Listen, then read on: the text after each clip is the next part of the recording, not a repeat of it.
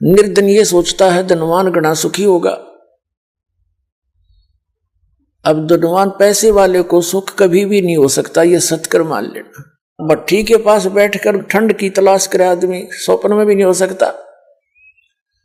ये माया तो आग है इस जीव को फूकने वाली। ये तो परमात्मा के ज्ञान से समझ में आओगी आपके कुछ दिनों में।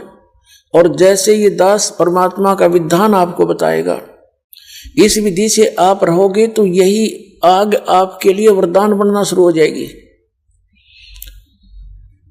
तो एक तो आग में हाथ देवे जल गया, एक अग्नि से अपना काम लेवे, रोटी बनावे सब्जी बनावे विधिवत। तो बगैर ज्ञान के आप जीव एक अनजान बच्चे की तरह उस आग में हाथ दिए बैठे हो और चिल्ला रहे हो। अब कैसे है ये माया आग?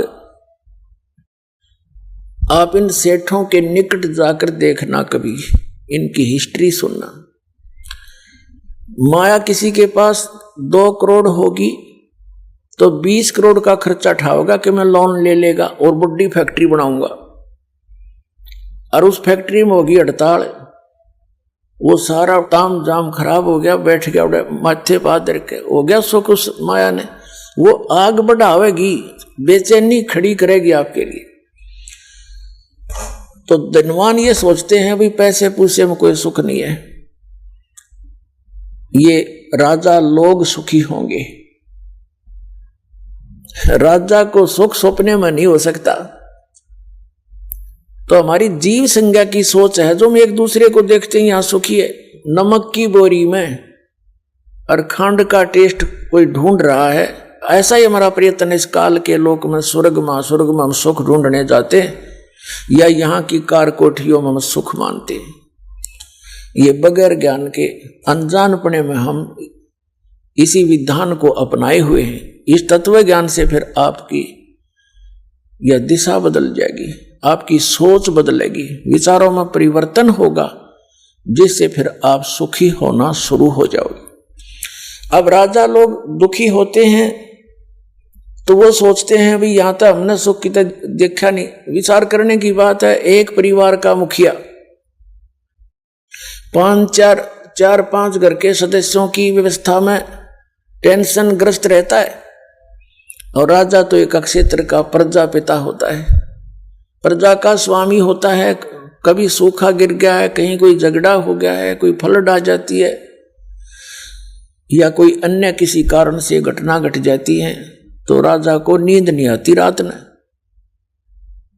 उसके ऊपर बहुत बड़ा वजन बना रहता है, तो वो घूटी ला के पड़े, कर्म बिगाड़े न्यारे। तो ऐसे फिर कहते हैं, राजा सोचता है कि भी स्वर्ग लोक के देवता सुखी होंगे।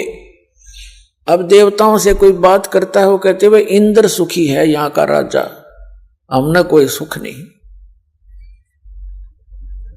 और सुख तो वहां हो जहां परमात्मा की प्रेजेंस हो, जहां परमात्मा हो।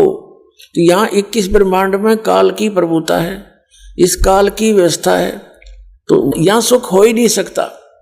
फिर इंद्र ये सोचता है कि ब्रह्मा विष्णु महेश सुखी होंगे।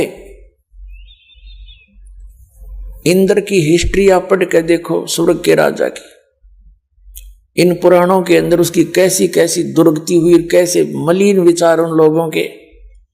जो बकवाद यहां करने को नहीं मिलती, इनके स्वर्ग में उपलब्ध है, और वो कर्म फोड़ने की है सारी, अपने पुण्य समाप्त करना और पाप के भागी बनना।